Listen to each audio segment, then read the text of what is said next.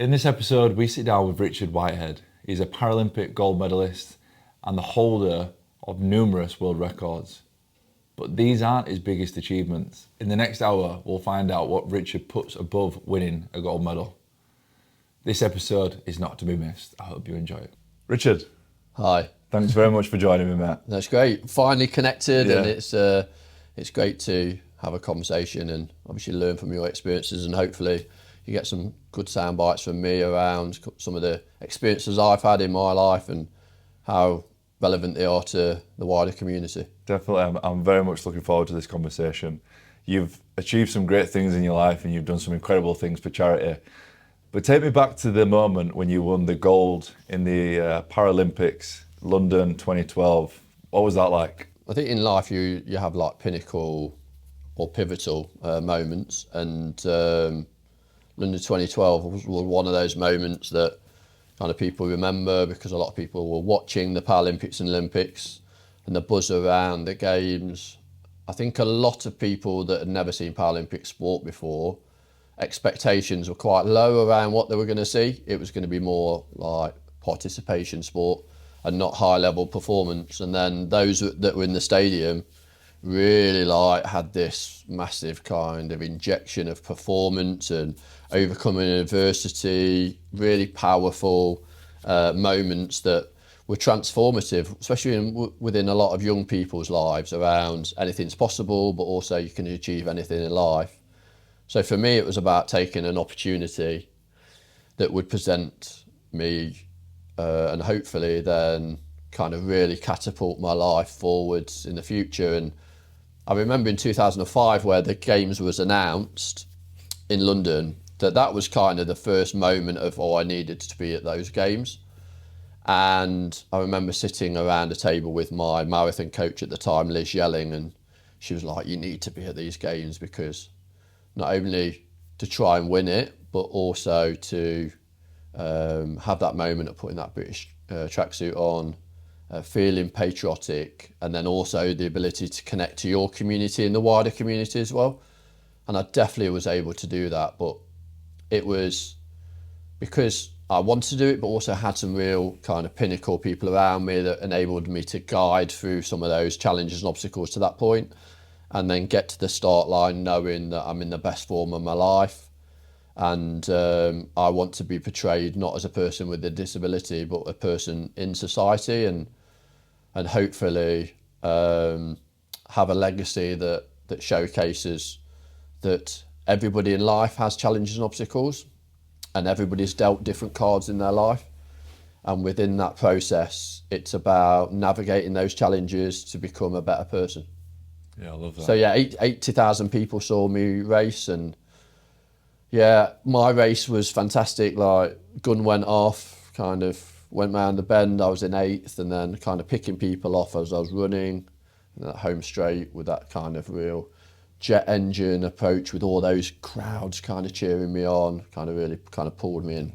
Fantastic moment. Lucky enough to be in some great kind of stadiums in my time, but that was clearly the best. Having so many people that had been around me in my life, seeing me struggle with having a disability when I was younger, people that had seen me kind of really work hard for that moment, and then to be able to share that with so many different people was really powerful. Yeah, I can imagine. It was a very special moment. Yeah, my parents were there, and yeah, just like people that had kind of really given their time for me, believed in me, and then there was people in the stadium that never seen a person with a disability running before, never mind somebody on prosthetics. And I'm sure because of those moments, they came out of that stadium having that kind of positive mindset that maybe they'd had trauma or they'd had some real challenges in their life, and they now had people that they could relate to, or people that were empathetic with overcoming some of those challenges and obstacles. Because as a person with a disability, I have my disability 24 hours a day, 7 days a week, 365 days a year. That those challenges and obstacles don't go away when I'm a performance athlete. But some people just see that performance and go, actually, it's okay for him because he's running fast. Where when I come off the track, I've still got some of those challenges around accessibility, or some of those stereotypes that people have. When people see a disability, they go, oh, if you've got a disability, then that means that you're not able to access education or employment or participation. And I think what 2012 did for the first time is showcase that all those opportunities are accessible, and it's just about having role models within society that I possibly didn't have when I was growing up. And hopefully the athletes and people of 2012 still are out there kind of really showcasing that anything is possible, and I truly believe that.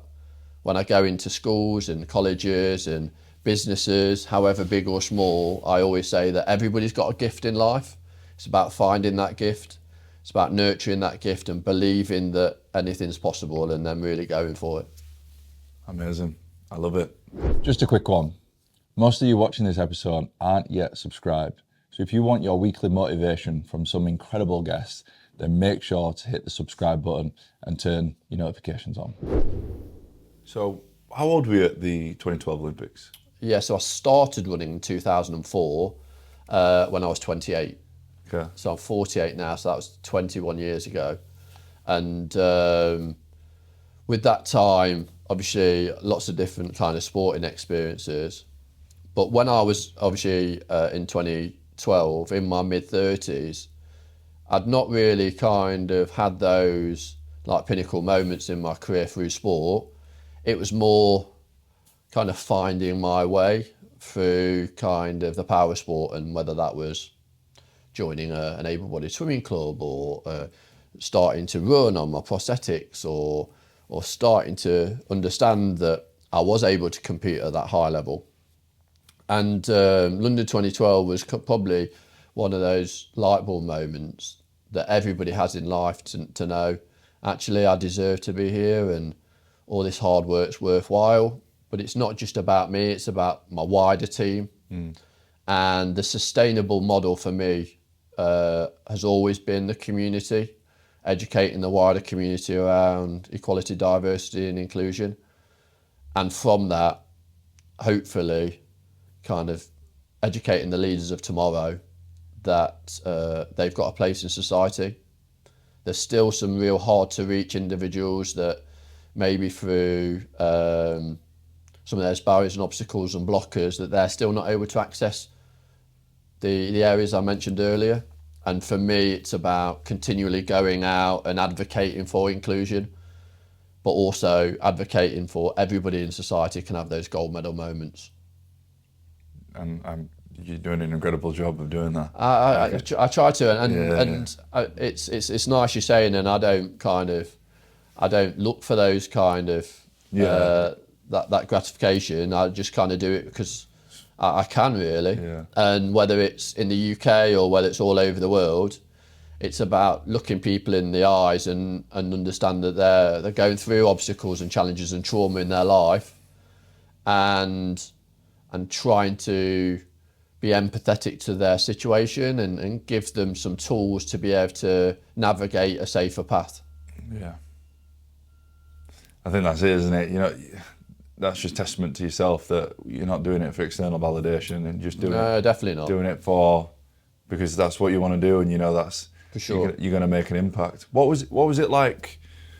I think for me, obviously, it's super inspiring that you haven't let your disability define your ability, and you've gone on and you've achieved incredible things. Take me back to the beginning. When was it that you first found sport as something that you enjoyed and you loved and you found passion for? Yeah, my parents saw the power sport as a real opportunity to navigate some of the challenges that young people had in the late 70s, early 80s. So yeah, swimming and gymnastics were the first two sports I did. How old were you at that point when you found those sports? Well, I started to learn to swim when I was 5 years old, so really young. But the accessibility for inclusive environments wasn't really there when I was growing up. So my mum and dad then set up a disability swimming club, and I was taught to swim by a lady called Jo Groombridge, and she it was more about just getting on with my swimming. It wasn't about using my disability as an excuse. And then gymnastics wise, I joined an all boys gymnastics group, and I was the only person with a disability there. So that, again, my gymnastics instructor was very much kind of a mindset. You're part of the crew, and that's the kind of messages my mum and dad really needed, especially around future kind of development. It's not about kind of taking liberties or being given a silver spoon in life. It's more about earning the respect of people around you, earning the right to have the same platform as everybody else. But I would say when I was younger, I was very shy. I think my disability hindered my ability to enjoy life, because I was I always say that my trauma growing up was probably because that my surroundings created that disability more than me actually having one. So like junior school headmaster saying that I was because of my disability, I wasn't able to have access to certain things in school. Society kind of pigeonholes you into a box because you've got a disability. People forget that people with disabilities 30, 40, 50 years ago were in institutions. So when we look at some of the other minority groups and some of the barriers and obstacles that they are going through now, they forget about the trauma that disabled people have been through. And a lot of people with disabilities, even in the 70s, were still really isolated because of society. And unfortunately, that still goes on today, and that's what I want to advocate, so that have that social change. And through what I'm doing now, through actively going out into the communities, kind of promoting my sporting success, actually go, look, you need to be more representative. You need to represent those 16 million people in the UK that have a disability. The only thing that every person in the UK and all over the world has that is the same in their life is we'll all be affected by disability. We'll all be affected by either a debilitating illness or condition in our life as we grow older or through birth. And it will affect our family and our relatives as well. So why wouldn't you upskill yourself in the tools that's needed to be more inclusive? I think it makes sense. And also as business owners as well, if you're not accessing those 16 million people that's outside, that's obviously a funding stream that could be very affluent for you. I can imagine. I think for the people that would watch this podcast, the most inspiring thing is watching you grow up through what you've said, through the difficulties of. Yeah, it's not easy, man. Yeah, no. People see the medals and they don't see the back. They gravitate towards that. It's easy to do that, and I think it's I think when you go on YouTube and watch my 200 metre race, it's I start off quite slow and then kind of get faster and then obviously win, and that's probably my life. As the first kind of 20 years were quite tough, and mentally getting round where I kind of fit in society, where my place is, whether that's in work, whether that's within sport, or whether it's in society and relationships, etc. But I think it's really important to be perseverant, to understand that life is a journey and it does have ups and downs, and you need to appreciate that you need to look after your own physical health and mental health, and invest in yourself. It's fantastic having a great car and clothes and holidays, etc. But unless you invest in yourself, it's for nothing. Definitely. I think that's a key message, isn't it? That we, younger generations now, they're investing in I don't know, crypto, the stock market, the whatever, all these different things that we can spend our money on these days. One thing I'm a big advocate of is somebody might say, oh, what do you invest in? And I'll say myself. First and foremost, when you invest in yourself and you make yourself the best version that it can be, everything else comes positively as a byproduct, doesn't it? For sure, and I think within society at the moment, there's so many people that have got false aspirations and reflections of what is success. And those successes are at a click of a button on social media, and for me it's not real. It also takes you down that path of self-gratification, and for me it's memories over money all the time, creating memories,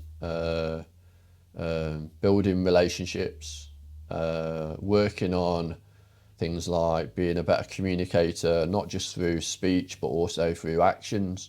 And I know that maybe after London 2012, you have those moments of being able to kind of really connect to a wider community, and then you go, well, actually, I want hundreds of thousands of people to kind of follow you and kind of buy into who you are.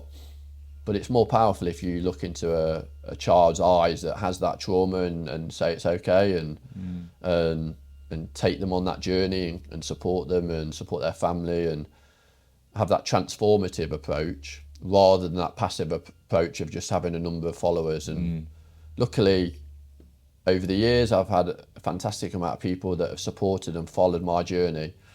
But I've always communicated with them individually, as you know, and I think for me that's really important, that everybody is valued within that process and not just seen as a number or a funding stream. Yeah, I can imagine you've had a lot of lovely messages off people on social media. For sure, yeah, for sure. And it's not from people that just look like me or have a disability. It's from general members of the public that have found running, for instance, that kind of goes, actually, I've just realised that running's one foot in front of the other at my own pace, and that's what it is.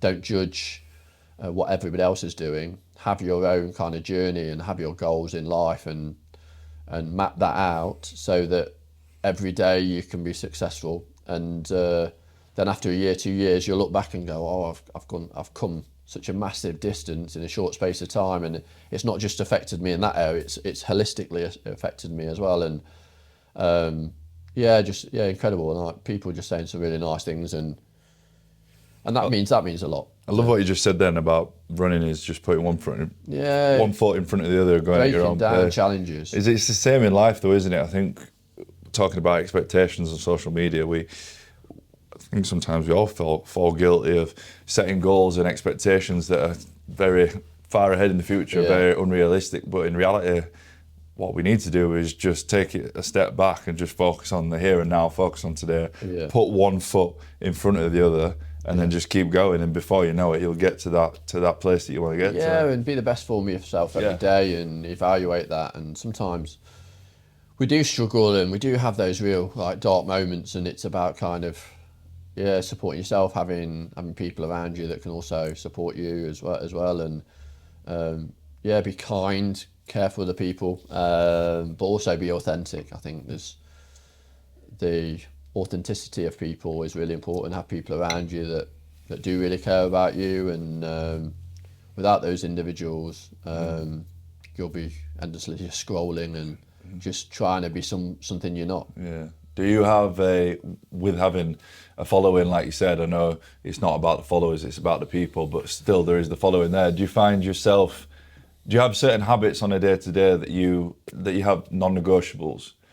Like, for example, mine is screen time, making sure that I'm not aimless. Yeah, and that's hard. It's like now I've this year I've kind of really had a conscious effort to buy into myself more and kind of have more time for my family, and so I've got now, as you know, a communication lead that kind of lovely woman. That deals with nice. that deals with all those kind of real challenges of kind of monitoring like daily routines, and then I'm able to still connect personally with people, but to manage time and manage expectations, because I want to give my best to myself every day, and want to kind of, whether it's going to a school, for instance, or whether it's coming and talking to you or going to a big conference.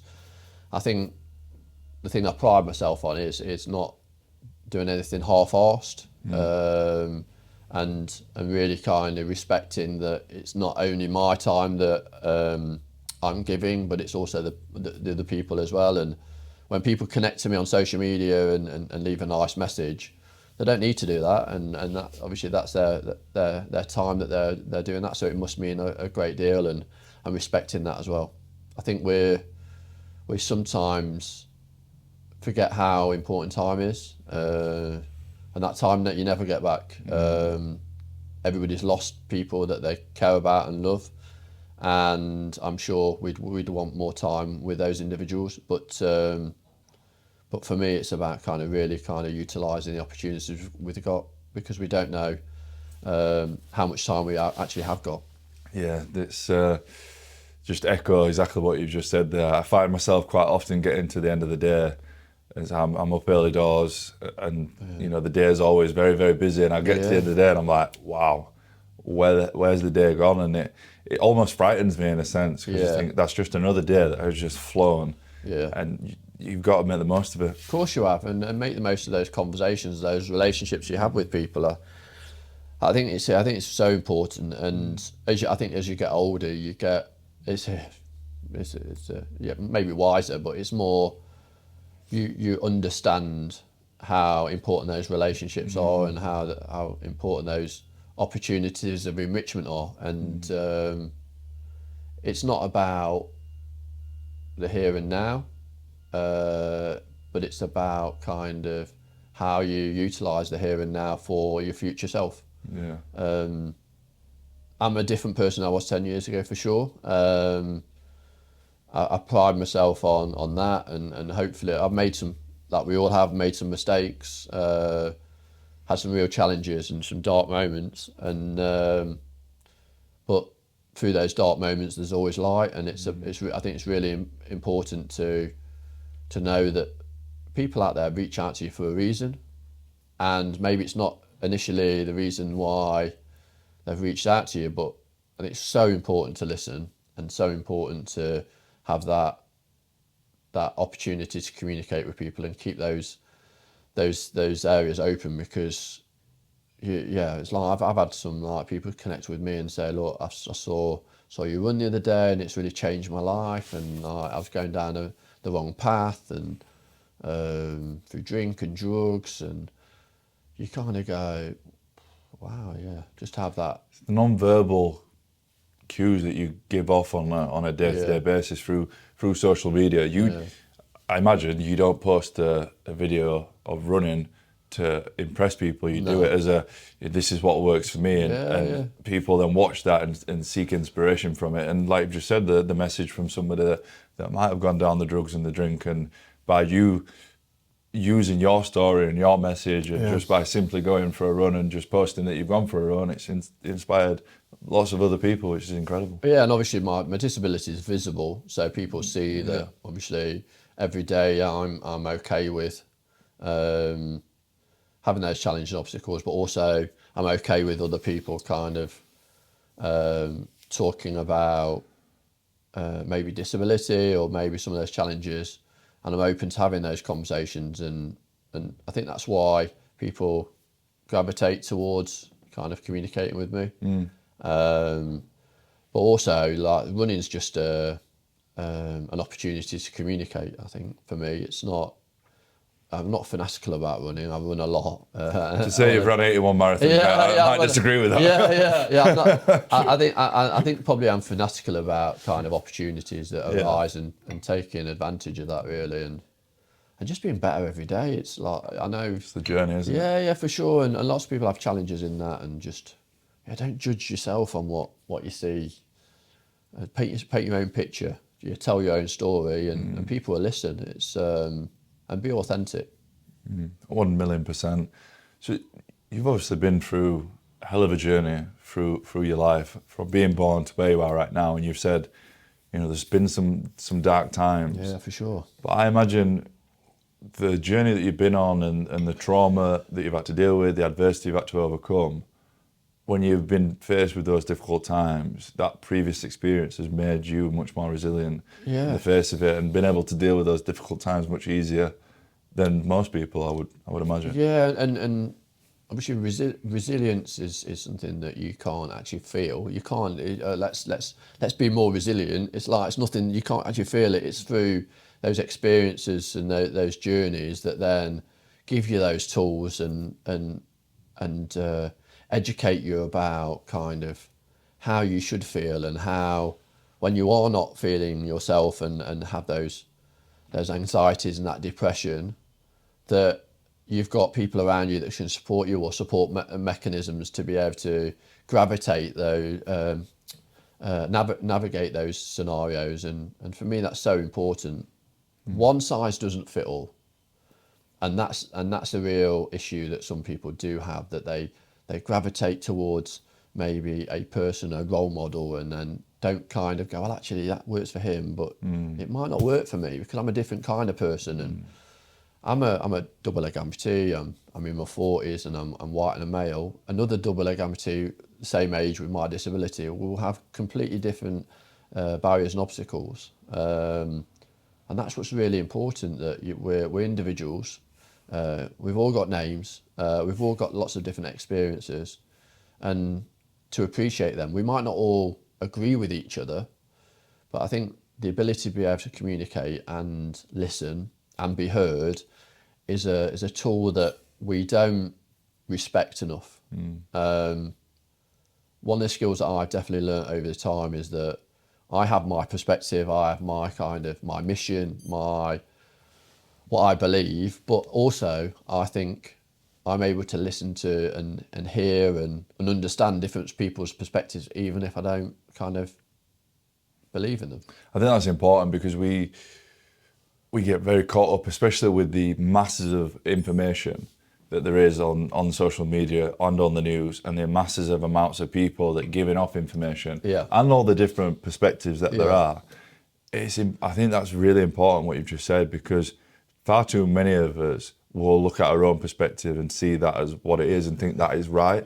But in reality, everybody has shaped their own perspective from their own experiences. Your experiences and everything that's happened leading up to today is completely different to what's happened for me. So that's why my perspective, although we're very much about mindset and self-development and improving, but our perspectives are not going to be 100% the same. And I think that's really important for people to understand. Everybody's journey is different, so people's going to have different perspectives. And also the learnings from that, and what you take from it as well. Please don't watch people and take everything in and say, I need to live my life like this. I know people that do that, and it's definitely the wrong way. It's unhealthy. Yeah, it is unhealthy for sure, and obsessive, and for me it's about, when people say, have you got a role model in life? For me, it was never about people. It was about things that I could take from those individuals.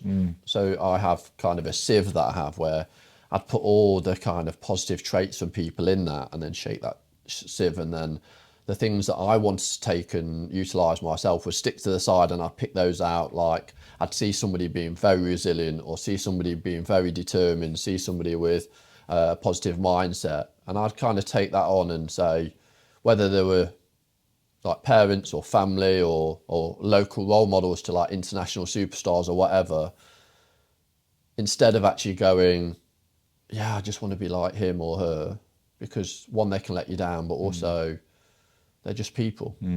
They're not superheroes, and everybody is your own superhero. Everybody's your own advocate, and for me, it's really important to celebrate the successes we all have, but also kind of say, actually, I'm very good at this and I'm very good at that, and maybe I need to work on my resilience, or maybe I need to work on my timekeeping or my communication, but I feel like those 1% I can improve every day. Yeah, definitely. I always say, I want to be the person that I needed 10 years ago. Yeah, for sure. And I'm definitely that as well. I'm Yeah. definitely moving in the direction that a young Richard Whitehead could go, actually, that's the way to kind of go to fulfil the legacy that I wanted to leave. But there's still so many challenges in society, whether that's economic, whether that's physical. What improvements do you feel like there is still to be made for equality? Well, representation's, I think, key. I think you look at within education and leadership, there's a lot said about kind of lack of leadership and for different genders, like obviously women within like kind of CEO roles, and but disability exactly the same. So 0.5% of teachers in the UK have a disability. So if you're a young person with a disability in a classroom, so remember what I said, 16 million people have a disability. So 1 in 4, whether that's a hidden disability, learning, sensory, neurodiverse. So 1 in 4 have got an impairment, and then only 0.5% as a teacher. So how are you going to be inspired by somebody that looks or empathises with somebody like you? It's going to be really tough. So I want more people within teaching that are representative. And how does that happen? How do you improve on that? Yeah, making change within government, making. I was going to say, does it start with the government? Yeah, I think so, and that's what I'm trying to do with obviously the movement within the prosthetics. Yeah. So get more young people fit and active, access to high quality prosthetics, because at the moment the NHS are letting down people that use prosthetics because they're not accessible, they take far too long, and young people aren't able to climb trees and run and jump and do all the things that their able-bodied counterparts can do. So it's about kind of that, making people aware of the inequalities within life, and then being a real advocate for social change, which takes a lot of time, takes a lot of energy, but if you're passionate within those areas, I think it's really important to do so. Definitely. And you mentioned about the prosthetics. I was interested to know from the NHS, your journey through using prosthetics. Yeah. Did you just sort of go away from the NHS completely, or how was that journey? So I started with my first set of prosthetics at 18 months old. Very much heavy, cumbersome, looking like kind of prosthetics from World War II. The prosthetics didn't really change for the first probably 5-10 years of my life. But the process around kind of funding is very prehistoric. The people within that environment don't really have the empathy around what it's like to be an amputee, or what it's like to have the opportunities through having a good prosthetic limb.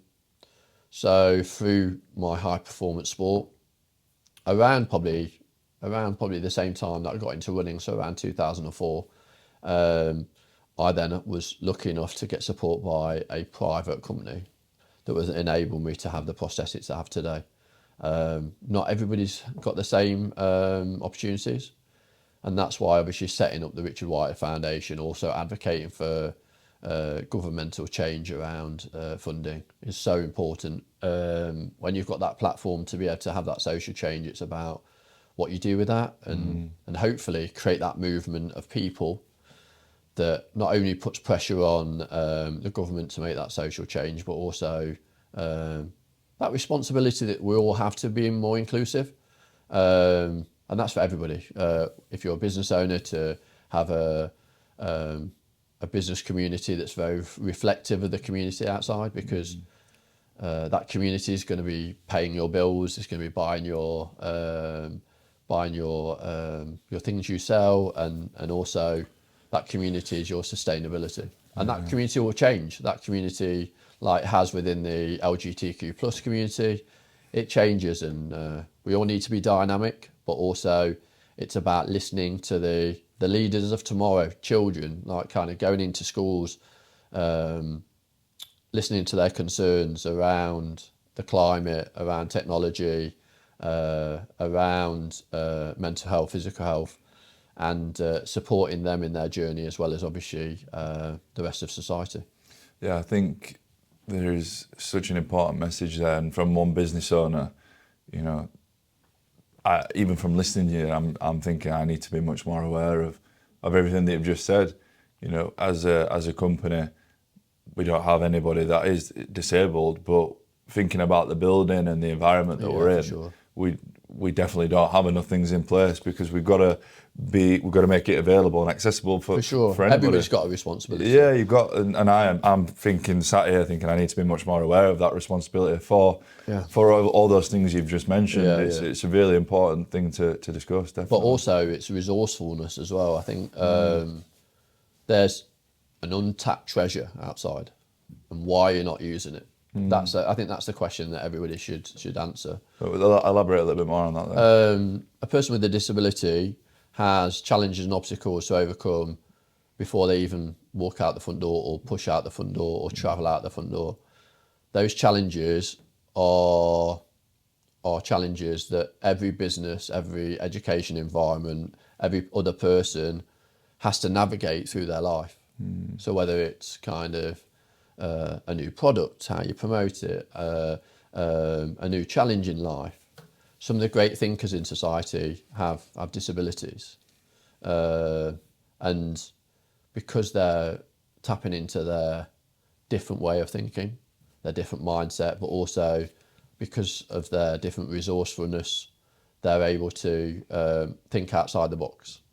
And I think that's where businesses are really missing a focus. Instead of chasing numbers and incomes and growth, chase growth within yourself and your workforce by accessing the resource of the wider community. Yeah, no, that makes a lot of sense. And it resonates, definitely, because business is not all about, like you said, sometimes I definitely get caught up in the numbers of running a business, but it's about thinking outside the box. Yeah, for sure. And thinking of different avenues and different things that you can do. And what you did just say is it's about the growth inside you as a person. Yeah, for sure. And I'm a bit off topic, but I'm reading a book at the minute, you might have read it. It's called 7 Habits of Highly Effective People. And I'm on habit 7, and it's sharpen the saw. And the business at the minute, the furniture business, I've had a couple of issues, anyway, I'm not going into it. But the 7th habit is sharpen the saw, which means work on yourself. Which is something I'm obviously a massive fan of. But I was reading it last night and I was like, just keep doing you. Just keep focusing on you. Keep working on you and you know, your physical health, your mental health, your mindset, you know, your self-development. Just focus on you. And then, as I mentioned previously, things will come positively as a byproduct. For sure. Thinking outside the box, you know, working with different incredible people, inviting amazing guests on like yourself, and that's what you just got to focus on. Like, we get caught up in all this other bullshit. Sometimes you just need to bring it back to... Yeah, and then also believing that anything's possible. It's a cliche that people do talk about a lot, but it's 100% true. And maybe you won't get to where you're that aspiration, but putting that ladder of success in place gives you that kind of achievable goals where self-growth, and then when you reach the top of that ladder, then put another ladder in place and then continue. It's and you meet so many incredible people on the way that, like, they say kids are sponges, but why are we all not sponges? You know what I mean? Why are we all not kind of wanting to meet people and take things from those conversations?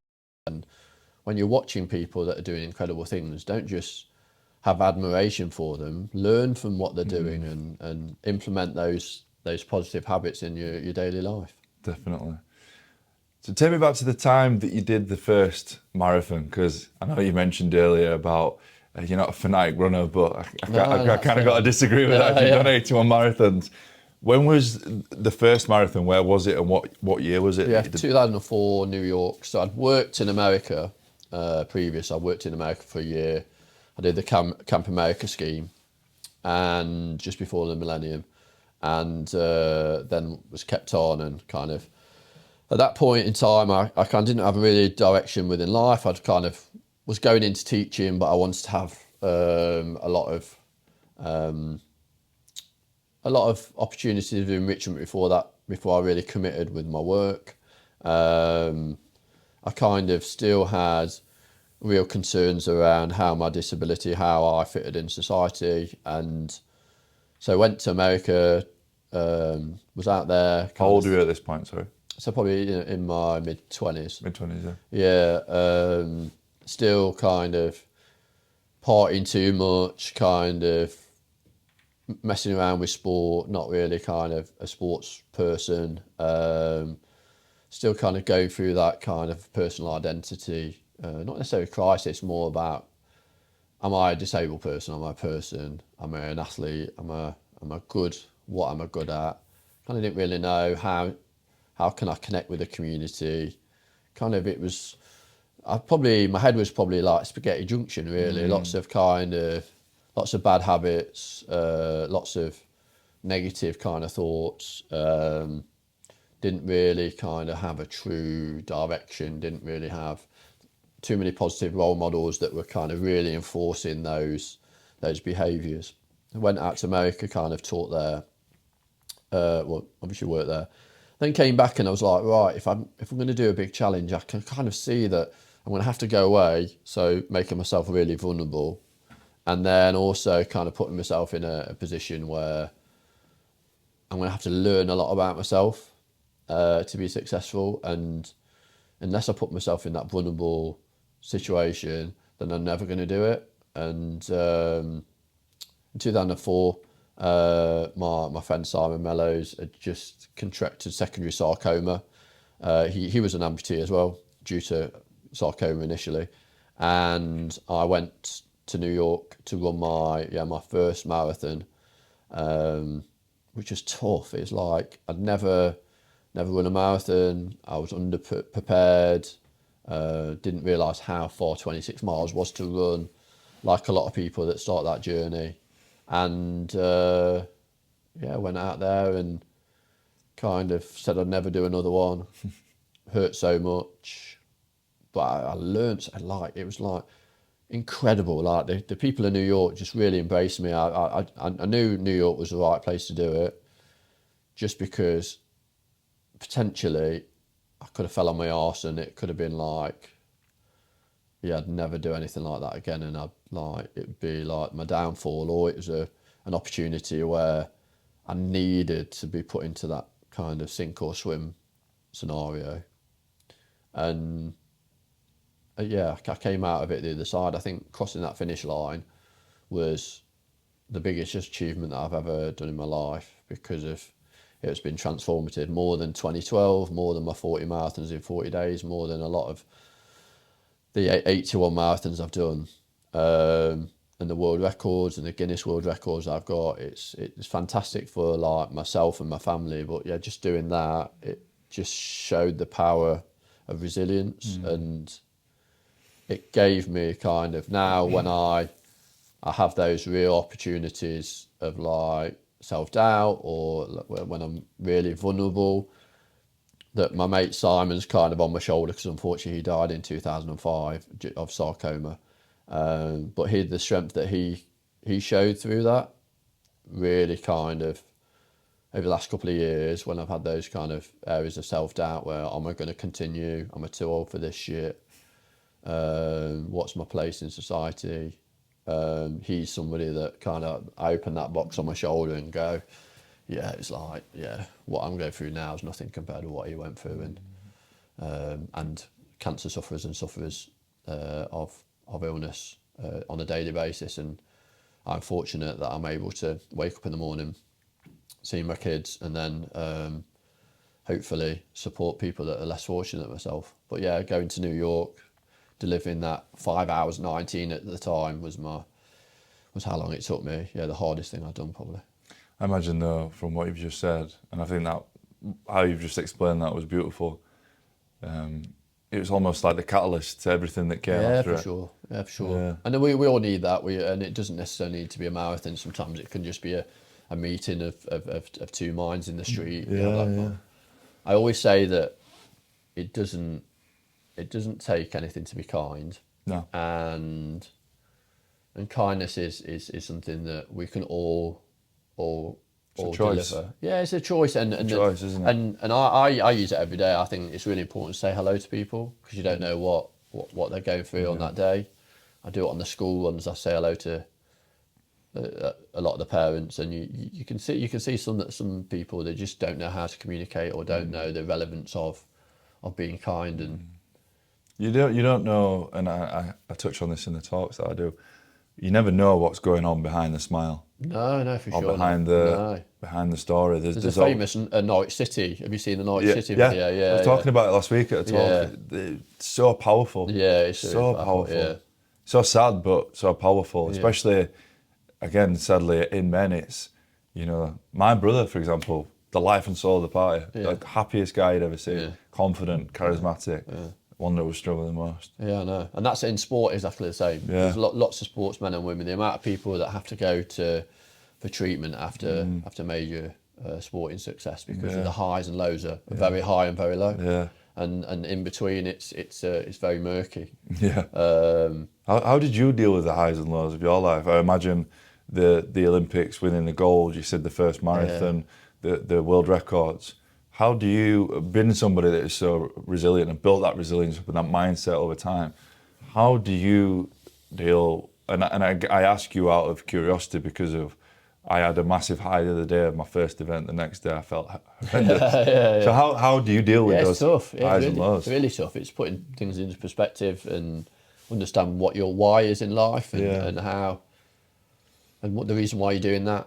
Is it doing it for yourself? And it's okay to do things for yourself. It's okay to say I'm better than I was yesterday. It's okay to say that, but it's understanding your why, and then if you're doing it for a bigger cause, a bigger reason, it then magnifies kind of your mission. For me, I had a great agent at the time, an ex-Olympian, Rob Woodhouse, an Australian swimmer who won bronze and silver at the Olympics. He really supported that kind of grounding. There was myself, Rebecca Adlington, Chris Hoy, who's going through his cancer struggles at the moment, Jason Kenny, people like that he really did support and nurture us to be kind of responsible, reflective, and understand that there's these moments, they come and go, but you grow from them. But it is a real issue within sport. Mental health is in sport, and national governing bodies sugarcoat it by saying, we've got these mental health experts or lifestyle coaches. But a lot of those individuals haven't been on top of the podium in front of 80,000 people. What I can describe it as scoring a winning goal in an FA Cup final, scoring that winning try in a cup final. You have those moments in life that are defining. It's about what you do with them, not just how you celebrate them. I think that's for me the biggest thing. And it's still tough. Like I honestly, struggled with that initially, but understand that you go back to your local village and people want to talk to you about it. People still talk about my London 2012 race, obviously. Now, 12, 13 years down the line, and that's nice, and understanding that it's nice to do that. But then educating the wider audience that I'm not just defined by that one moment. Exactly. I want people, like I say, when I'm not here in the future, and I want people to say that I was a good guy and helped a lot of people, and maybe that London 2012 moment comes along further down the line, but I'm not defined by that. People say that it's not about the amount of money you make, it's not about the accolades that you get, the trophies that you get. People will remember how you made them feel. Yeah, and for me, it's not how heavy your pockets are; it's how big your heart is. Yeah, and for me, that's so important. 1,000,000%. So I was interested. You said about the world records, because again, I'm speaking on behalf of the listeners. Yeah, obviously, one very fascinating individual with everything that you've achieved. What are the world records that you've held? Loads. And again, what's now? And again, I'm not really kind of into numbers and stuff like that. But so. Which is the most well known? So first amputee ever to break 3 hours. For a marathon. For a marathon, fastest leg amputee in the world, 2:41 now. Set that last year. as a 48-year-old. Fastest amputee over half marathon, 1 hour 14. Guinness Book of Records for those things. Sorry, I find that fascinating that it sounds like you just keep getting better with age. Yeah, I think it's more utilising strengths, isn't it? It's like, so obviously you're here within your business. If you put like strong people around you that provide you with the tools to grow your business, you're getting better, aren't you? And that's very similar to myself. But obviously, they say with age you kind of start to slow down, and I think with age you get wisdom, and within wisdom you get tools, and I've got more people around me that engage with kind of the importance of being strong and what strength looks like. It's not all about kind of big biceps, it's about mentality, it's about kind of mindset, it's also about the ability to kind of be sustainable with what you want to do. But yeah, as a 48-year-old, I still think I've got loads of 1%ers to gain, and some people are flippant with that concept of 1%ers. For me, a 1%er is like massive. It's like it's you could, in 1 year you could probably have one of those 1%ers and make a difference, or you could have 10. But don't be flippant with them. Don't say, oh yeah, you can have loads of 1%ers. Those 1%ers might be sleep, or might be value your time, or might be nutrition, or kind of learning a new language or whatever. And it all comes down to kind of making yourself vulnerable to know that you can improve. And also understanding that it's about you. That's when it goes downwards, isn't it? When you think there's no more space to improve. Yeah, for sure. And the ego takes over, and you think, I'm good. There's nothing else I can do. It's amazing how many people won't invest in themselves, though. Yeah. It's amazing. I've had so many situations where I've promoted to my colleagues around invest in yourself. And they've just gone, how much is that going to cost me? And I always say, it might cost you a little bit of money, but it's more importantly going to cost you more in time. And that's where the investment is in your time. Yeah. If you don't feel you want to grow, then you stay in your lane, because you're not going to improve. Yeah. And it is really important. And sometimes you have to go all in to find out if it works. And I've definitely done that.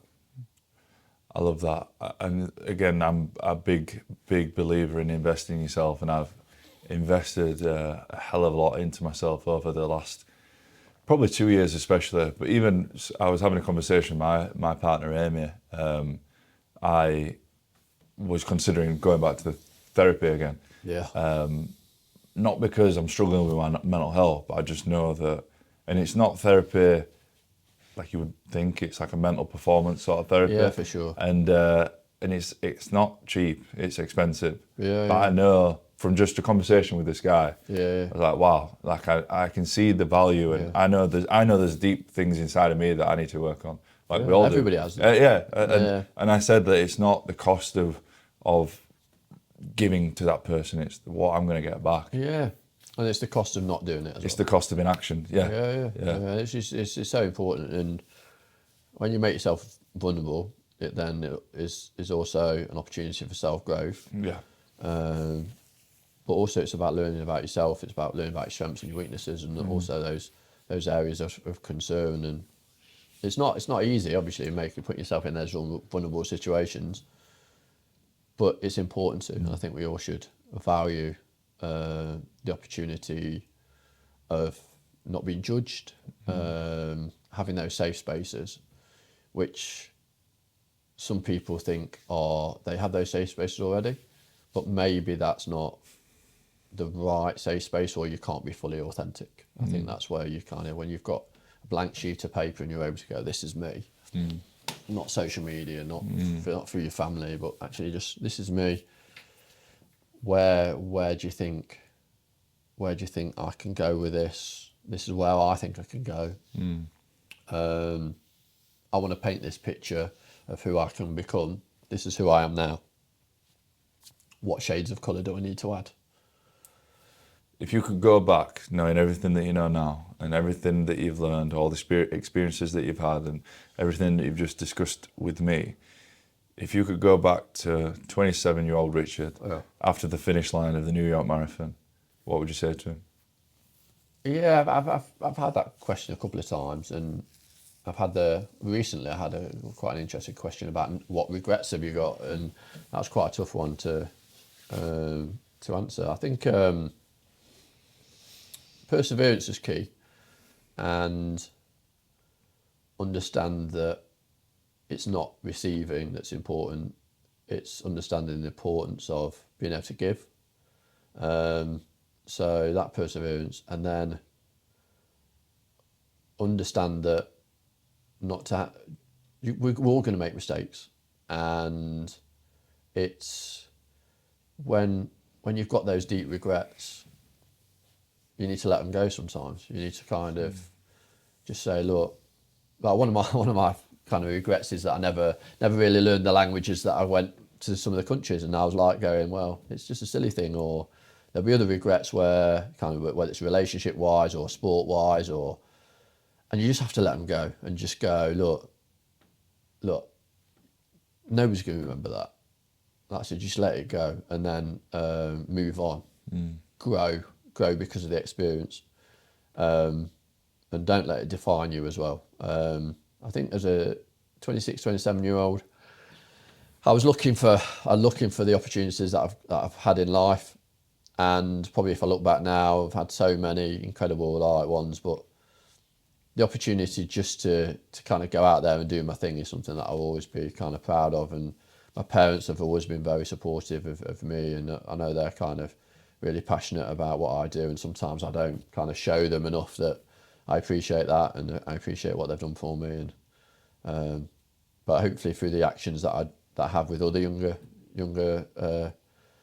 boys and girls with and without disabilities, it showcases that, yeah, I really appreciate what they've given me, and everybody should have that opportunity as well. Yeah, your mum and dad sound like amazing people, and I'm sure they'd be incredibly proud of Doncaster and Leeds, yeah, so northern folk. Good old Yorkshire. Yeah, northern folk. I love that.